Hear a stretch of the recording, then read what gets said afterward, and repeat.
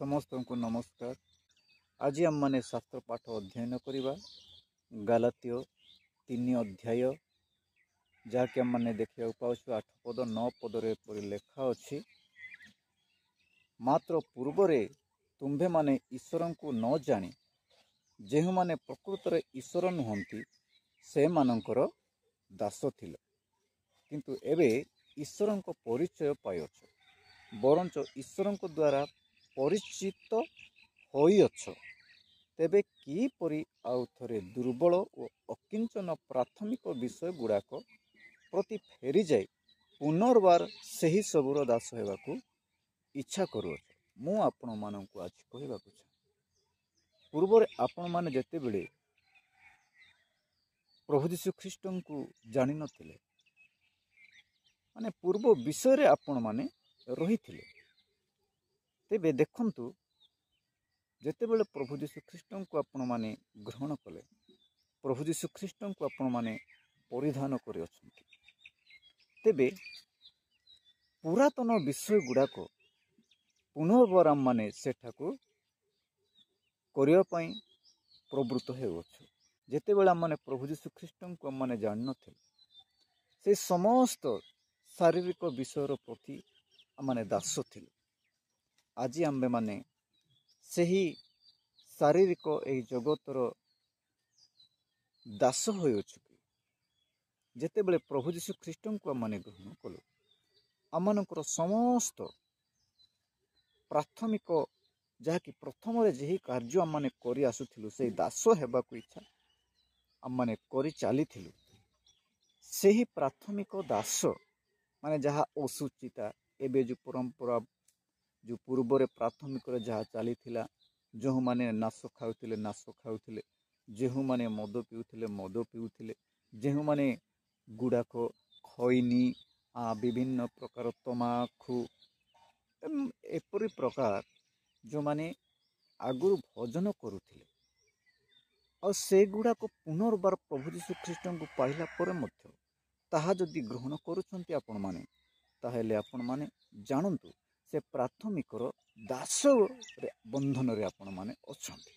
जदि मनकर जो व्यक्ति नाश खाऊ अभ्यास आपण मानकर बढ़ी जाइछि, जे नाश जदि जेतेबेले सरीजिव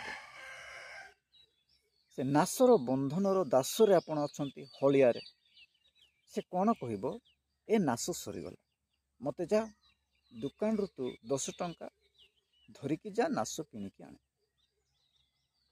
किए नाश कहे आपण माने बाध्य होइकी दुकानी को जाइकी पैसा नथिले मध्य कहार उधार नहीं कि मध्य आपण माने जाई सही पैसा नहीं नाश किणी आनती, तापर आपण माने से पार्टी मालिश करिथांती। देखुन यह करबा स्वाभाव्य विषय नहीं। पार्टी अनेक दुर्गंध अनेक अपरिष्कार ताहा सृष्टि मध्य होता है।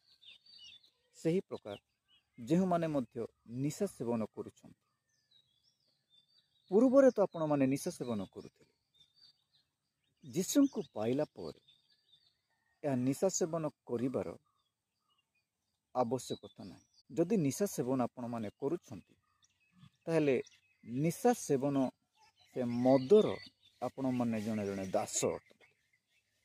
जेतु मद मध्य जेते बेले आपण पियंती सरला परे से मध्य कहे जे मते मद निकट को टिके नहीं, जेतु मद पी आपण मदर चाकर दास होइछंती, बाध्य होइकि आपण कोन करिवे मद भाटी निकट रे बा मद विक्रय घर मान आपण निजर पैसा दे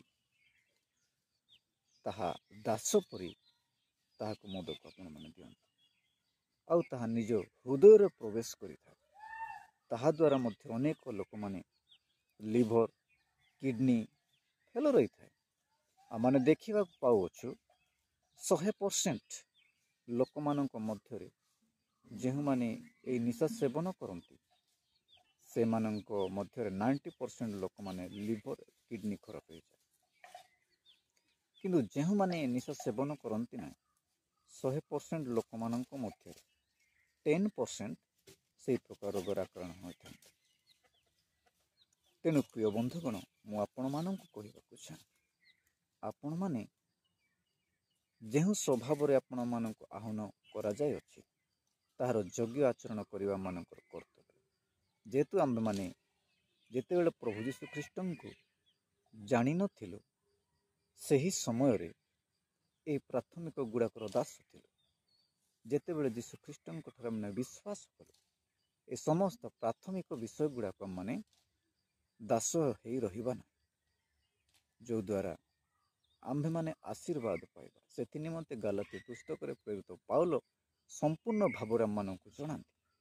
ତେଣୁ ଆମମାନେ ଖ୍ରୀଷ୍ଟଙ୍କୁ ପରିଧାନ କରିଥିବା ଭଳି ଆଗାମୀ ଦିନମାନଙ୍କରେ ଜୀବନ କାଟିବା। ମୁଁ ଆପଣଙ୍କୁ ଅଧିକା ଶିକ୍ଷାରେ ମୁଁ ନେବି ନାହିଁ, ଛୋଟ ଉପଦେଶ ଉପରେ ପ୍ରଭୁ ଆପଣ ସମସ୍ତଙ୍କୁ ଆଶୀର୍ବାଦ କରନ୍ତୁ। ଆମେନ୍।